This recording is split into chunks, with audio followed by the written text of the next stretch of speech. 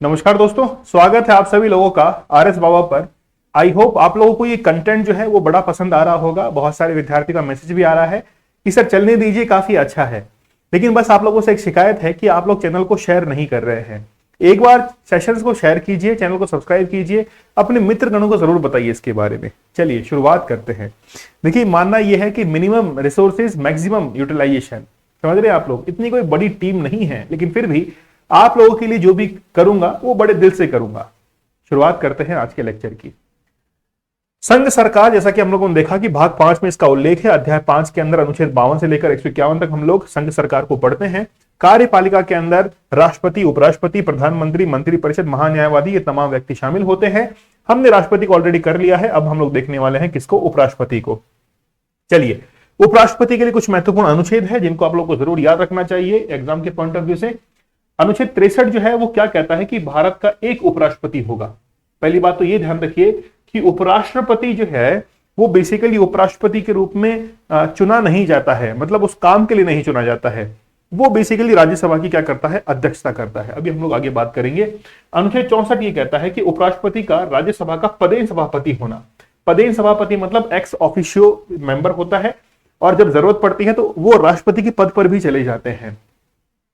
अनुच्छेद 65 में लिखा हुआ है कि आकस्मिक रिक्ति के दौरान राष्ट्रपति के रूप में जो है वो कार्य करते हैं। तो बेसिकली चुना इसीलिए गया था, मेन पर्पस यही था कि राष्ट्रपति की जो कुर्सी है वो कभी भी पद जो है खाली नहीं रहता है, उस पर कोई ना कोई व्यक्ति सुशोभित होना चाहिए।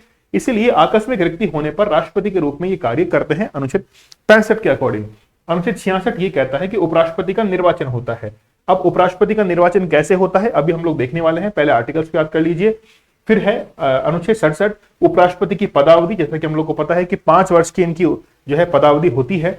अनुच्छेद 68 कहता है कि रिक्ति पद भरने के लिए निर्वाचन का समय, मतलब 6 माह का समय जो है दिया जाता है। लेकिन यहाँ पर जो है उल्लेख नहीं है, ध्यान रखना, संविधान के अंदर कभी कहीं पर भी उल्लेख नहीं है कि राष्ट्रपति के लिए निर्वाचन की समय सीमा है वो 6 माह की है। इसमें लिखा हुआ है कि यथाशीघ्र जो है, एज सुन एज पॉसिबल, वो इलेक्शंस होने चाहिए। देखिए, उपराष्ट्रपति के लिए और भी अनुच्छेद हैं। आर्टिकल नंबर 69 कहता है कि उपराष्ट्रपति के जो है उपराष्ट्रपति के द्वारा शपथ, मतलब उपराष्ट्रपति को शपथ कौन दिलाता है, राष्ट्रपति शपथ दिलाते हैं और राष्ट्रपति को ही त्यागपत्र देते हैं। अनुच्छेद 70 कहता है कि अन्य आकस्मिक परिस्थितियों में राष्ट्रपति के कर्तव्यों का निर्वहन भी करता है। कोई भी आकस्मिक परिस्थितियां हो चुकी हैं, उनकी डेथ हो चुकी है, देश से बाहर गए हैं, उन परिस्थितियों के अंदर। आर्टिकल नंबर 71 देखिए, राष्ट्रपति व उपराष्ट्रपति के निर्वाचन संबंधित कोई भी विवाद होता है तो फिर ये सुप्रीम कोर्ट ही एकमात्र अथॉरिटी है जो इसको रिजॉल्व कर सकती है। ठीक है, मामला वहीं पर जाएगा। अब उपराष्ट्रपति के लिए कुछ योग्यताएं हैं, जैसे वो भारत का नागरिक हो, उम्र जो है वो 35 वर्ष होनी चाहिए, ये न्यूनतम आयु है।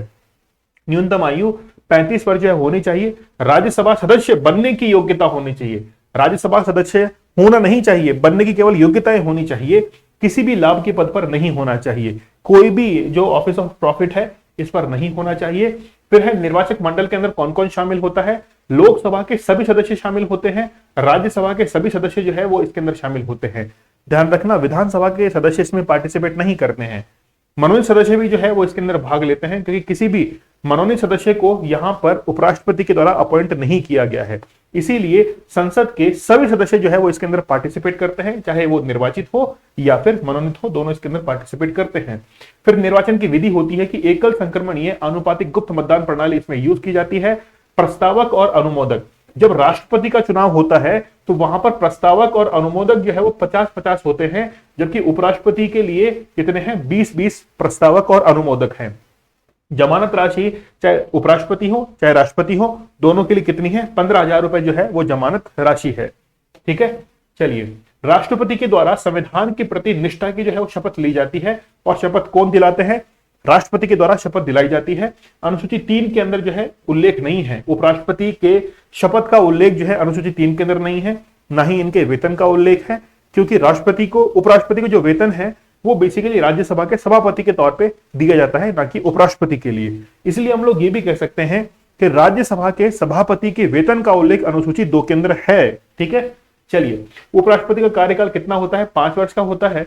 निर्धारित कार्यकाल से पूर्व पद रिक्त हो जाने पर 5 वर्षों के लिए यथाशीघ्र जो है वो क्या कराया जाता है, चुनाव करवाए जाते हैं। एज सुन एज पॉसिबल जो है वो इलेक्शंस कंडक्ट करवाए जाते हैं। ठीक है, चलिए, फिर कैसे हटाते हैं उपराष्ट्रपति को।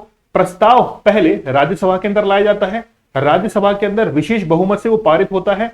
14 दिन पूर्व जो है उपराष्ट्रपति को सूचना दी जाती है।